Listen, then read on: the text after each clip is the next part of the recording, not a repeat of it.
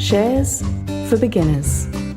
Phil Muscatello and Finpods are authorised reps of Money Sherpa. The information in this podcast is general in nature and doesn't take into account your personal situation. They say, I'm investing in Bitcoin. No, you're not. You're gambling in Bitcoin. I'm investing in Afterpay back in the day. Well, no, you're speculating on Afterpay. You know, I think what most people think of as investing really is just speculating, crossing your fingers and hoping that it's going to do well. There's no science, there's no logic, there's no real rational reason why you think that this has an intrinsic value. G'day and welcome back to Shares for Beginners. I'm Phil Muscatello. Who is the master's apprentice? Who is going to take after the great man when the eminence grise moves aside? Is that the correct pronunciation, Cameron? Eminence grise? Eminence grise, I think. Eminence grise. The Makes grey it sound eminence. so fancy. He is. G'day, Cameron. He's more red than grey, but yeah. Hi, Phil. Hello, Cameron. How are you? May I introduce well. you to the listeners of this podcast, because Sure. We've had Tony Kynaston from the Quality at Value QAV Investing podcast on many a time, but this is the first time we've had you because you're the kind of the machine room behind Tony Kynaston, aren't you? I am the machine, yeah. Yes, no, I'm the guy that presses the buttons and keeps things moving along. That's basically my job. So just tell us a little bit about QAV investing, just for listeners who mightn't have come across Tony before, but we'll be plugging your service quite a bit in this episode and in subsequent. I always have trouble saying subsequent episodes. That's a big word. It's a big word. You find that after you've moved to Queensland, big words get harder and harder to say progressively as you slow down the Queensland speed. I am in Queensland now, and my trivia team said I only moved to Queensland to go to a trivia with easier questions. Apologies to all the Queenslanders out there. Yeah. Well, so QAV is a podcast and I guess an investing education service that Tony and I started coming up, I guess, probably 6 years ago. I think it was 2019 we started doing it.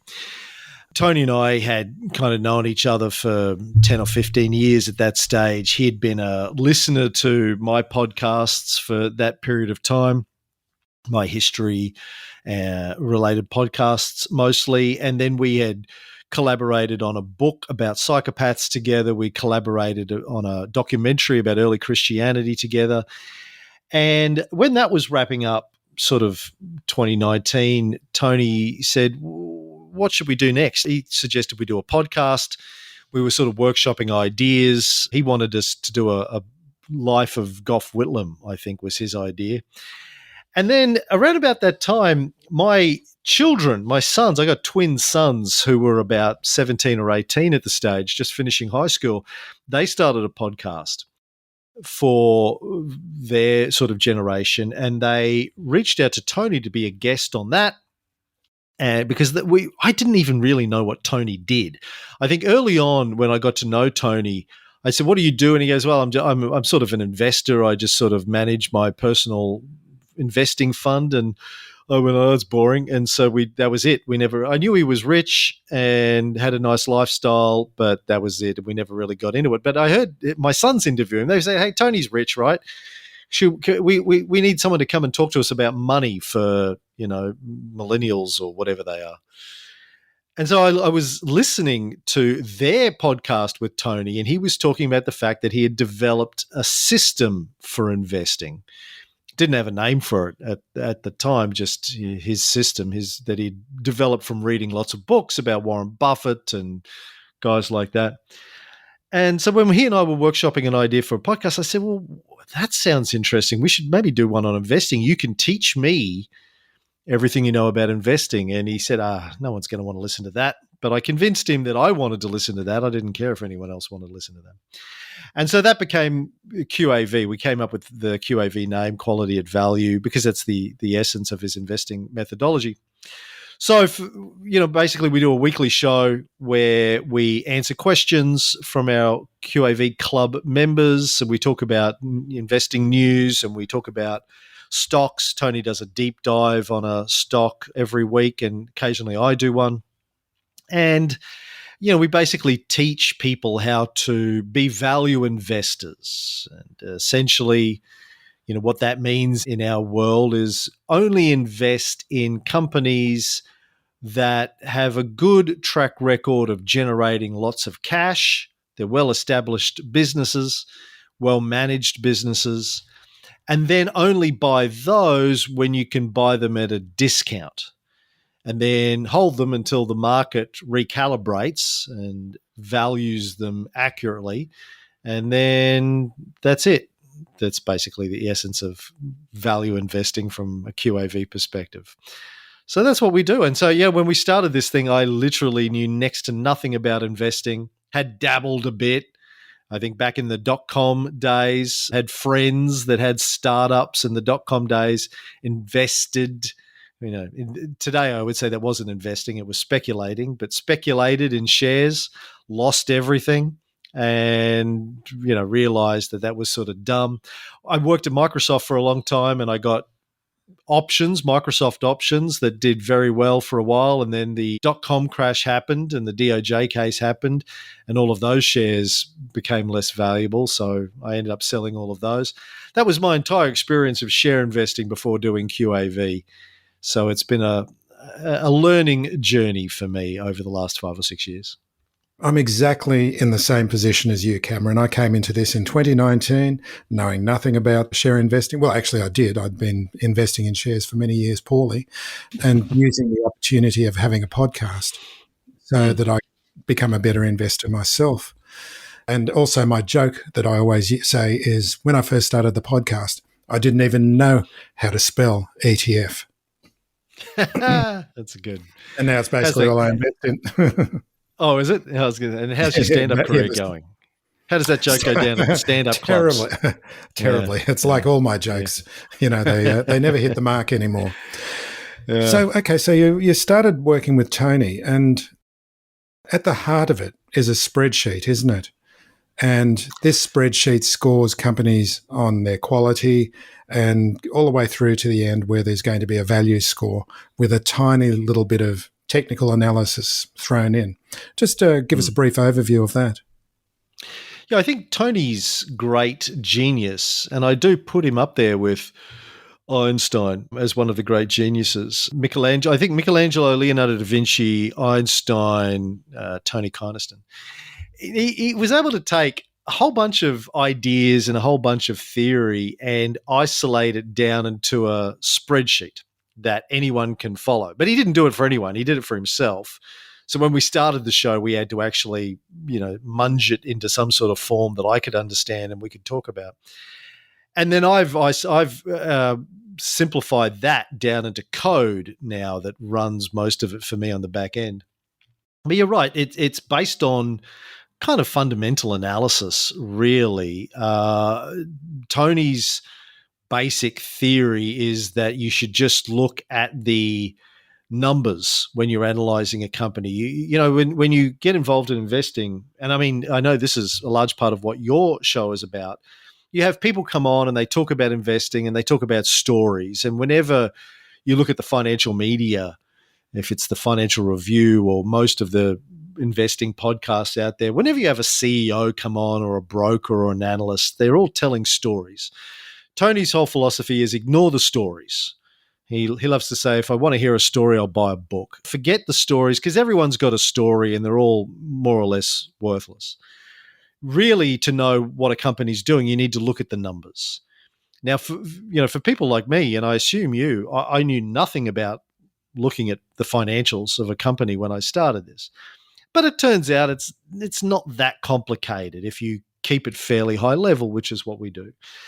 So basically the QAV process is that we use a data service, Stock Doctor or Stockopedia these days primarily, where we can download all of the fundamental financial data from all of the companies on the ASX or the NASDAQ or the New York Stock Exchange, doesn't matter what the exchange is, what the geography is. Download all of their fundamental data. We put that into a spreadsheet. And then we analyze the relationships between different data points. And there's two things that we're looking at when we're doing that. We're trying to assess the quality of a company based on its financial data. And essentially, I mean, there's lots of different components of that, but really at the end of the day, the thing that we care about the most is how much cash are they generating? Are they generating money? Cash is king. That's at the end of the day, that's the number one metric that really matters to us is, are they making money? Is the business making money? That's really what we want to know. And also, are they consistent at making money? You know, are they making more and more money every year, or is it choppy, or is it going backwards, or, you know, that sort of thing. So the first part of the scoring process that we use the spreadsheet for is to assess the quality of the business. And the second part of it is to assess the value of the business.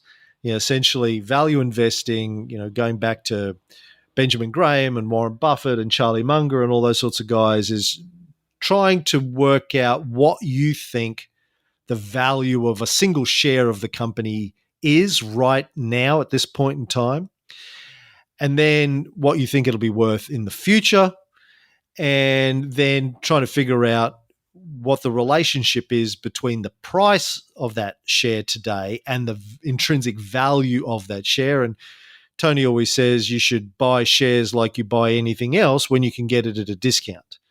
If you're going to buy a car, if you're going to buy a house, if you're going to buy clothing, whatever it is, if you're smart, you wait until things go on sale and you get them at a discount and save a few bucks. We do the same with shares. We will only buy shares when we think we're getting them at a discount to what their true value is. Why would you pay more for something if you don't have to? And then you just basically wait for the market to wake up to it. And the market usually does. I mean, sometimes we get it wrong, but QAV is built on the premise that if we pay attention and, you know, do our maths right, if we get it right 60% of the time, 6 out of 10 times, over the long haul, we'll do better than the market average, which is what we're trying to do. You don't have to get it right 100% of the time. Warren Buffett says he only gets it right 60% of the time, so that's good enough for us. 60% of the time you get it right, and the market eventually, somebody in the industry will work out, oh, you know what, this thing is actually worth more than it looks like for a whole variety of reasons. And the price will appreciate and the value of your shares will go up. So in essence, I was just out to breakfast with one of my listeners and we got talking about this, and I said, you know, you can boil it down to that simple idea. Buy good quality companies when you can get them at a discount, and then just sit and wait for the market to wake up to the fact that this thing is currently undervalued. It's a very, very simple premise for investing, which is good for me because I don't like things to be too complicated. But also, I think the good thing about that is it doesn't go out of style. It's not based on what's sexy, what's trendy, what's getting a bunch of hype. In fact, it tends to steer clear of hype because the things that are getting hyped up usually aren't the things that are making money and are undervalued. If they're undervalued, it's usually because they're not getting the hype, right? The things that are getting the hype are usually overvalued. The things that are missing out on the hype because they're not sexy is where you find the opportunities. As somebody, one of the famous investors, I think might have been Lynch, said, it's the person who turns over the most rocks wins. So we look at, our spreadsheet will look at hundreds or thousands of companies every week relatively quickly and just identify the 20 that we think are well-run businesses that are currently undervalued by the market, and that's where we go fishing. Are you confused about how to invest? Life Sherpa can ease the burden of having to decide for yourself. Head to lifesherpa.com.au to find out more. Life Sherpa, Australia's most affordable online financial advice.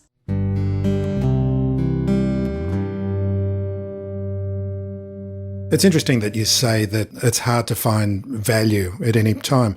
I've had Leo and Chris from Stockopedia on many times, and Stockopedia actually has a value score as part of their metrics.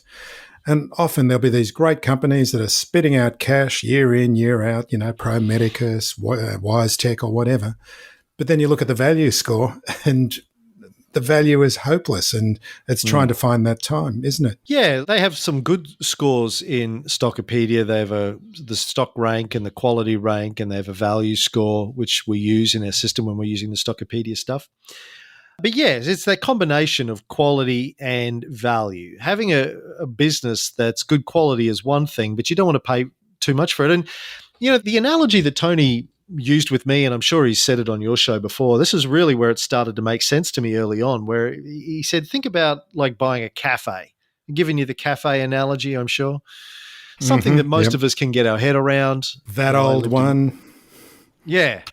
I lived in Melbourne for 20 years and spent a lot of that time in cafes. And, he said, so for people that haven't heard it, I'll tell it quickly. Imagine you were given an opportunity to buy a share in a local cafe. You're going to take a third share, let's say, in the local cafe. What are the things that you would look at? What are the basic things you would want to know about that cafe? Well, you'd probably want to look at how much money it's making, how many customers it has, how much competition it has, what are the assets that the cafe has? Does it own the property, or is it just leasing the property? Does it own its coffee machine, or is it just leasing it? Does it own the furniture, or is it leasing it? You'd want to look at the fundamentals, the basic fundamentals that everyone could figure out. You give anyone with any level of experience in life, you can be 18 years old and know nothing about business, but if you sat down with a pen and a piece of paper for 10 minutes, you'd probably figure it out, right? And then you would, at the end of the day, say, okay, well, how much are you asking for this half? Let's say you're going to buy half of the cafe. How much are you asking for it? What's the price?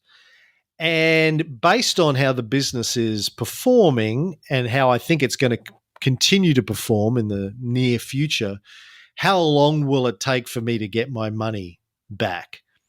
If you want $100,000, let's say, for 50% of the cafe, but it's making $20,000 profit a year, and I'm getting half of that as a half owner, that's $10,000 profit a year I can assume I'm going to get from the business, assuming that it's got some longevity to it.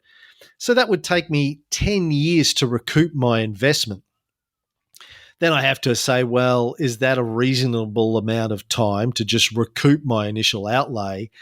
What are the things that could change over that 10-year period? Like cafe trends probably aren't going to change a great deal, but there could be competition.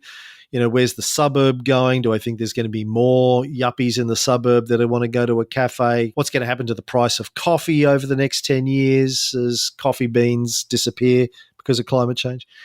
You would start to think about that. Now, if I could, let's say the business is generating $100,000 a year in profit, so my share of that is $50,000. I'm going to recoup my investment in 2 years. Is that better than 10 years?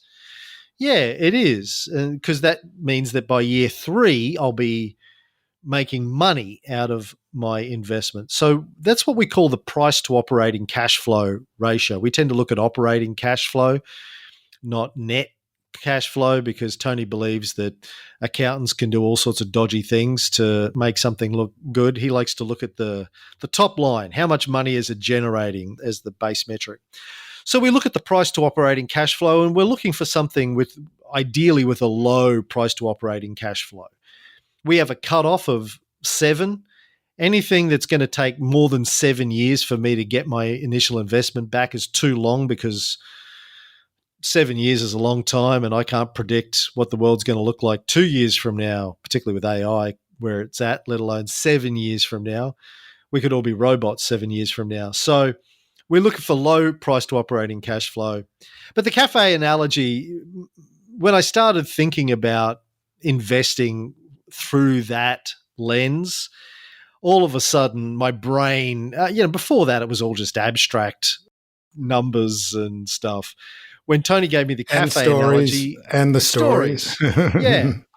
All of a sudden I could get a handle on it with the cafe analogy. So that's where I like to start when I'm teaching people QAV system, is to get them to start thinking about it in terms of something real that most of us can get our head around. And then, then the concepts start to make sense. All right. how much am I spending? What am I getting for that? And how long is it going to take for me to get my investment back? And how confident am I that the business is going to return that investment over that time frame? It just becomes a lot more actionable to me and a lot less abstract than investing is. And that's when, when I get talking to people about Bitcoin, which is a conversation I've been having with people pre-QAV, going back 10 years. Got a lot of friends that are big Bitcoin evangelists. My first question is, well, tell me how I calculate the intrinsic value of a single Bitcoin today. And then I know, what the value of it is and how much I should pay for it if I want to get it at a discount. And to this day, nobody has been able to tell me how I calculate the value of a single Bitcoin. I just read Anthony Scaramucci's new book on Bitcoin, The Little Book of Bitcoin by the Mooch, because I heard him talking about it on a podcast recently. And I thought, okay, well, this is a new book. He's a massive Bitcoin evangelist now. I thought, okay, I'll have a read of it and see what science there is and what arguments he's got in there. Nothing, like absolutely nothing. There's nothing in there apart from the usual things, which is, well, there's only going to be 21 million of them ever made. It's a limited resource. But of course, there are lots of things out there that are limited. That doesn't mean that they necessarily have any value. And there's the possibility that it could become this big important currency that everyone in the world will use. Well, sure, but there's a possibility that could also go the other way and get banned by governments, or there could be lots of competition. So until I can calculate the intrinsic value of a unit of whatever it is, I have no way of knowing whether or not it's investment. And that was the other big thing that I learned from Tony, is the difference between investing and speculation, which is basically just gambling. And what a lot of people call investing, they say, I'm investing in Bitcoin. No, you're not. You're gambling in Bitcoin. I'm investing in Afterpay back in the day. Well, no, you're speculating on Afterpay. I think what most people think of as investing really is just speculating. It's gambling. You're crossing your fingers and hoping that it's going to do well. There's no science. There's no logic. There's no real rational reason why you think that this stock or this coin or whatever it is has an intrinsic value and you're able to buy it for less than that today. That, to me, that is the core of investing when you really boil it down. And if you can't do that, it's not really investing. Maybe loosely you could say it is, but really it's in the realm of gambling. You're just hoping that the value of it is going to go up. So that's a big learning and takeaway for me too. I think they're the two fundamental things that anyone who's thinking about getting into investing needs to understand right up front. Getting back to the numbers, QAV operates on a twice yearly cadence, basically, of earnings reports. That's the case, isn't it? In Australia, now that we're doing more stuff in the US market, it's quarterly. Which is four times a year. Yeah. And a lot of people sort of say, well, can you trust the numbers that the companies are reporting? You can trust them, can't you? To a certain extent. You've got nothing else really, have you? Well, they have legal obligations to be transparent if those numbers change. Now, obviously, we see plenty of cases where all of a sudden they come out with their results. There is this thing, confession period, where if they know as they're starting to collate their numbers. Yeah, confession season, you should start to get an inkling if the numbers don't stack up. And sometimes you don't, and all of a sudden the official numbers come out and you're like, what the hell just happened? Why didn't we get a warning about this? But, there are, in a highly regulated environment like Australia, the US is a little bit more loosey-goosey, but we should be able to trust the numbers to a fairly high degree. Obviously, there are instances where that doesn't always play out, and sometimes people get penalised for that and sometimes they don't. But, I think to a fairly high degree, I trust that directors are going to try and fulfill their legal obligation to be transparent about their numbers as much as possible. Yeah. Let's talk about the 3-point trend line for a moment. It's one of my favourite pieces of technical analysis I've come across in this business, because 3-point trend line, listeners mightn't be aware, but there's a thing called technical analysis, and that's where you see the little red and green candlesticks, I think is the name that's given to them, on a screen, which is describing the price action. Whereas the 3-point trend line is a very simple line chart over 5 years. Describe the importance of it to listeners, please. Yeah, and this is one of the things that sets Tony's strategy apart, I think, from most value investors. There is a mindset that you see if you're in any value investing subreddits that if you're a value investor, you just buy something regardless of market sentiment and you hold it regardless of market sentiment pretty much forever. And there's some validity to that. You can do that, sure.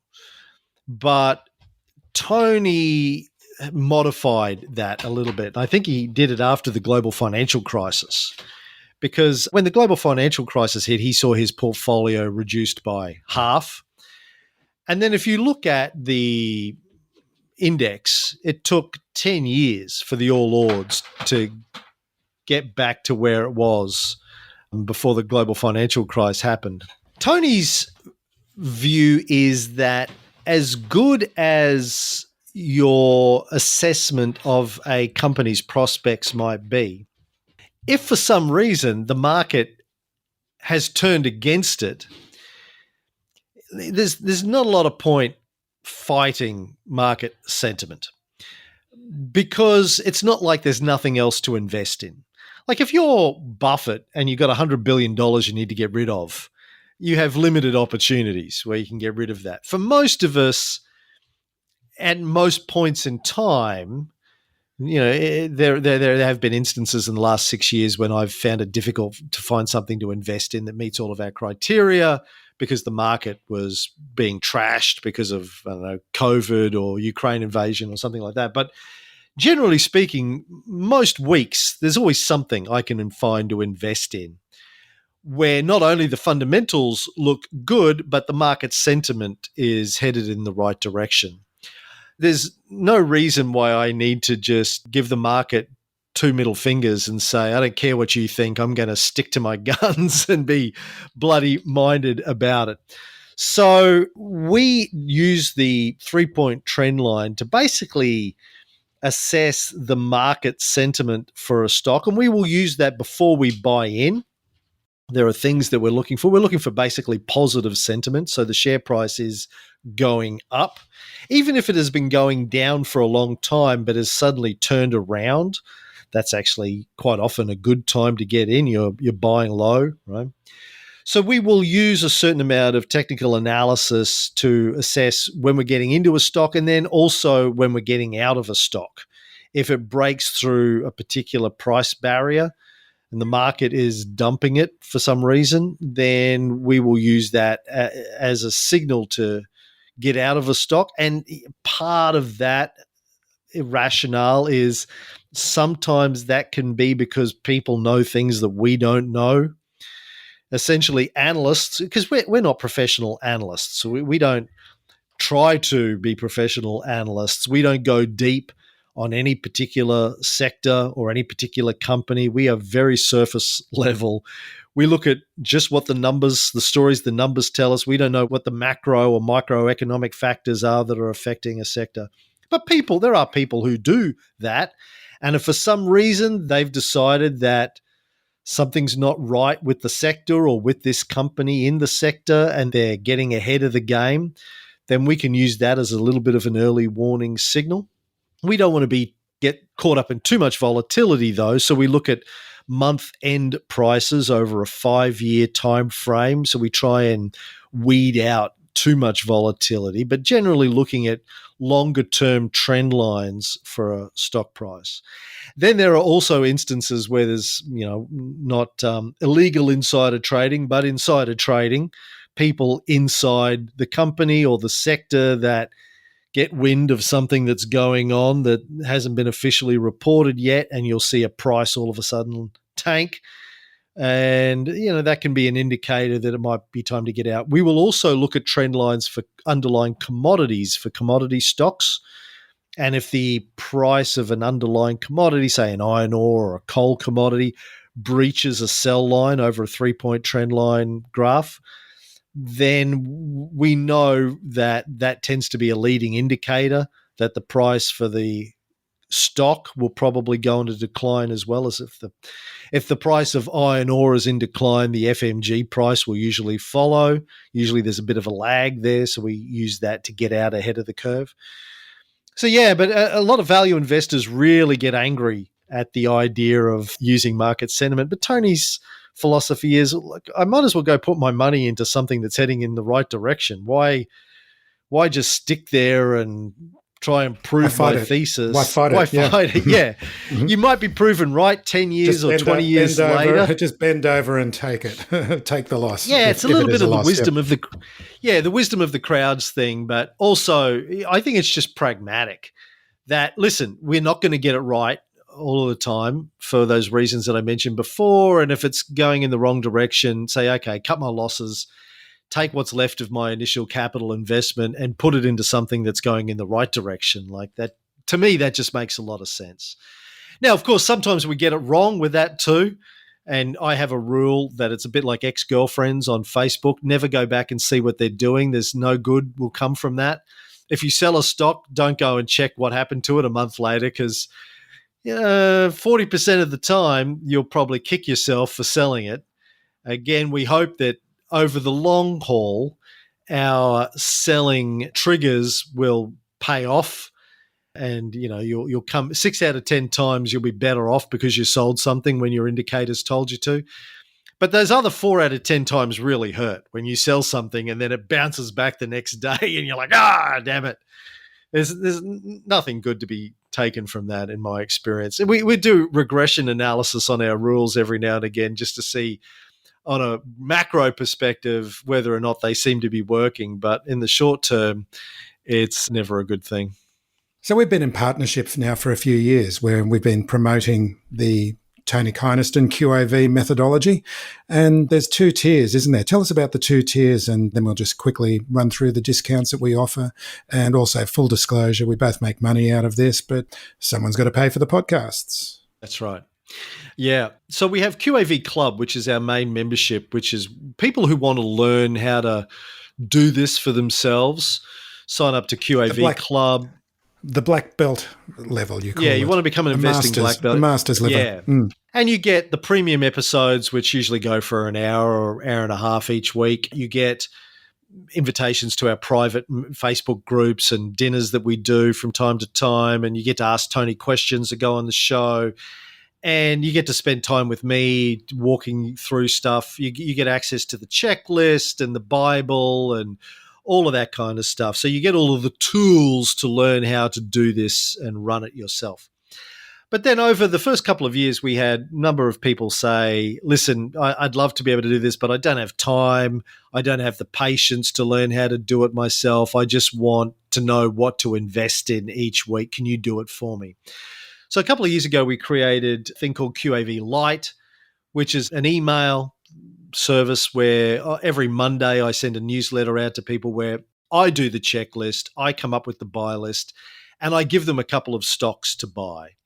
And then what makes that different from some of the other subscription services out there is then I also track those stocks. I put them into my management tool. And when it's time to sell one of those stocks, if they breach one of our sell triggers, I also notify our membership and say, hey, that stock I said you could buy 6 months ago, it's just breached a sell trigger and you might want to think about selling it, and here's what we're replacing it with. I put all of those into a portfolio tool. I put them into Navexa, manage them through that so we can report on how they're doing, and we can keep people up to date with when they should sell, because I've heard from members over the years that some of the other subscription services out there will tell you what to buy, but don't tell you when you should sell it. So if people aren't paying attention, these shares can go down substantially, and they don't really know about it until it's too late and they've lost 20 or 30 or 50% of their investment. So we have a 10% Rule 1 sell trigger. So if anything goes down 10% below what we initially paid for it, we will also cut our losses and reinvest our capital. So QAV Club is for people that want to learn how to do it themselves. And as I always say, Tony could get hit by a bus or just decide that he would rather spend his time playing golf. And, we won't be able to do the podcast anymore. So it probably makes sense to learn how to do it yourself. But for people who, for whatever reason, don't want to do that, they can subscribe to QAV Lite, which is a lower monthly fee, and just get the buy list handed to you, and you just get told what to do each week, and you don't have to think about it. You don't have to do any of the analysis or the tracking and the management of it yourself. You just need to be able to buy something and then sell something. You sign up for one of the myriad broking services that are available as apps these days and just process your buy and sell orders. It's that simple. And open the emails and read the emails too, of course. Of course. You got to know when to buy and when to sell. Yeah. Because that is one of the biggest questions I get from listeners, is knowing when to sell. It's a very difficult thing. But anyway, look, we'll wrap it up, and just remember that in the show notes, the episode notes, and whatever platform you're viewing on, there's going to be episodes notes. There's going to be a link to the blog post that has got the discount codes. I believe they're SFB for the full version and SFB Lite, which we will honour with a special discount, and you'll be helping to support this podcast and the QAV podcast as well. Cameron Reilly, thanks very much for joining me today. Thanks, Phil. It was a pleasure. Thanks for listening to Shares for Beginners. You can find more at sharesforbeginners.com. If you enjoy listening, please take a moment to rate or review in your podcast player, or tell a friend who might want to learn more about investing for their future.